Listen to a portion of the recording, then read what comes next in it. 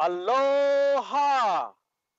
Good day, good evening, and magandang araw, magandang gabi sa inyong lahat, wherever you are in the world right now. We wish you a kamamay welcome, and I'm Alfred Asenas, ABC Hawaii correspondent, coming to you live from the Philippine Consulate General of Honolulu, where we just witnessed and covered a celebration of the 120th anniversary of Philippine Independence here at the Philippine Consulate General compound. The event just concluded actually, and we just wanted to give you a quick rundown of what just took place in the last 30 or so minutes.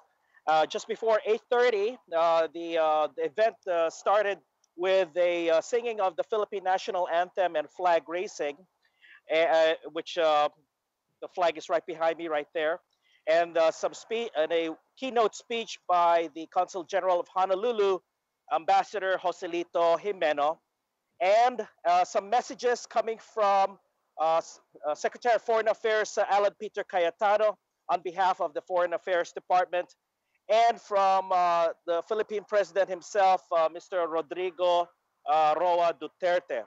After those messages were delivered, Ambassador Jimeno and some distinguished guests offered a lei to the bust of the Philippine national hero, Dr. Jose Rizal, as you see right behind me. What's going on right now is that there's a social portion of this event. They're on the lanai side, the other side of the compound, as we speak. And we just wanted to point out to you that as the Filipino community is celebrating the 120th independence, they're also celebrating the 70th anniversary of the Philippine mission here in Hawaii. So there's already a double milestone of events going on and being observed. I'm here actually at the front of the compound right now. It's empty, so I'm gonna take you to the back of the compound just to, and bear with me please as we try to get a glimpse of the festivities, if you will. And a lot of the attendees with us are wearing the traditional attire, which is the Barong Tagalog and the appropriate attire for the the Filipinas and other women in attendance. So here's the social event right now, and we hope we can catch a quick um, a quick word from some of the delegates here, maybe Ambassador Jimeno and kumusta po? Apo. So we just had a meet and greet with Ambassador Jimeno as he also goes rounds the um, uh, with the guests in attendance. So we mentioned that the this is a small scale. Granted, it's not as big as the event as we have seen in Washington D.C., in New York, and possibly what's going on out on the West Coast. But it is nonetheless very special, especially here in Hawaii, where according to the latest census, Hawaii Filipinos now represent the largest, and I say again, the largest ethnic group in these islands. So that's a great, that's a very memorable milestone, and a great opportunity as well as a challenge for the Philippine mission here to be able to look out for the kababayans in this part of the world. Which, for those who are not as familiar with the islands, there are 8 islands here in Hawaii. Plus, there's also some a small Filipino community down south in American Samoa, where the consulate is also sending some personnel to look out for them. So let's just go around. We'll see if we can just show you real quick what's going on here. Again, we just concluded the flag raising ceremony and some speeches. Really very straightforward, very simple. Given that June 12 here in Hawaii is not exactly it's not a holiday, but you can see a lot of community members, Filipinos, even non-Filipinos, are taking the time to observe the today's memorable event. Again, it's the 120th Independence Day celebration here in Honolulu, as well as the 70th anniversary of the Philippine mission here in Hawaii, which started in 1948 with humble beginnings, but it has grown to become very a key player in the overall Hawaiian community. We'll take you for a moment to take in the sights and sounds of what's going on right now. Maybe we can catch an interview or two with some of the key officials that we can request a message. So I would like to offer the privilege. I would like to offer the privilege of probably seeking some messages from one of the key officials. And with yes, and good morning, sir. My name is Alfred Acenas from Eagle Broadcasting in the Philippines. Nice meeting you, Alfred. Okay, nice meeting you, po. Yes. Okay, so just bear with us here as we try to uh, get set up here.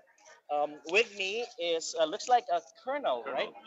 Colonel from the Philippine Air Force. Yes, and I'm the Armed Forces of the Philippines liaison officer to the U.S. Pacific Command, now U.S. Indo-Pacific Command. Well, congratulations po on your current posting.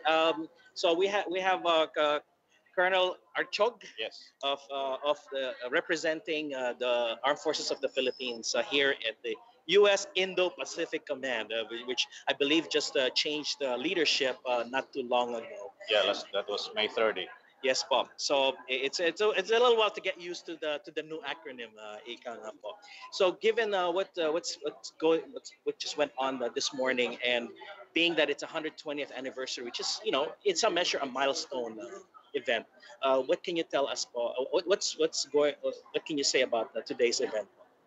Well, of course, we're celebrating the 120th Independence Day of the Philippines, and more than that, we also are still having a good relationship with, in this case, the United States, as we are here, and as a testament to that, in fact, of our independence and our good relationship, not just with the US but with other countries as well. We will be participating. I'm in the Philippine Navy, representing the Armed Forces of the Philippines, and the Republic of the Philippines will be participating in the largest naval exercise in the world, the Rim of the Pacific exercise. Our ships will be arriving sometime in 26 June of this year, and the exercise will be happening all the way until August 2, which is the closing ceremony of the exercise. There are more than 30 countries participating, and this is historic for us since it's the first time that we are sending our own ships to this exercise. And that, I believe, is a good example of how we have achieved so far our independent foreign policy, meaning we are participating as an independent nation. Thank you very much, po, for your time, and congratulations to the Armed Forces of the Philippines in the upcoming RIMPAC exercises, po. Thank you. Thank you very much, po. Ladies and gentlemen, that was Colonel Archog of the Philippine Army, Armed Forces of the Philippines, representing the Philippine contingent of the U.S. Indo-Pacific Command, who also provided some updates on some events as far as military and security cooperation between the Philippines and the U.S., namely Rim of the Pacific or RIMPAC, which is about to begin at the end of this month. And you heard it from the good colonel that this year will be the largest level of participation and presence by the Philippines with the Philippine Navy sending two of its largest ships in its inventory. I believe one is the Davao del Sur, which is designed to conduct some humanitarian missions and amphibious operations and the like. We will provide more information on that in our coming news updates and features. So we are very excited that the Filipino community here is going to have its presence known in the coming weeks and months. And we do especially thank Colonel Archok for his time. Now, as we said, the social portion is still ongoing, and I believe there's going to be a slideshow that the attendees will get to view.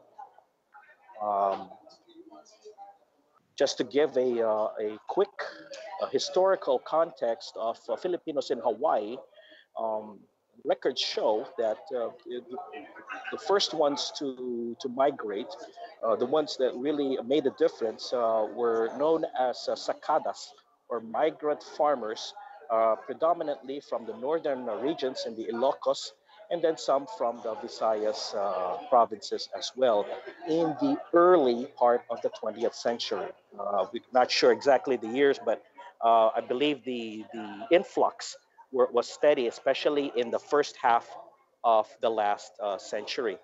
As we all know, that Hawaii, ever since it gained its status as a territory, even before that, was mainly agricultural in aspect, with plantations ranging from pineapples to sugar and other fruits and vegetables and the like. So, um, like we said, there was a large influx of Filipinos, migrant workers arriving mainly in the first half of the 20th century. And more than a half a century later, here we are, uh, the very memorable occasion. So we're gonna have to wrap it up here.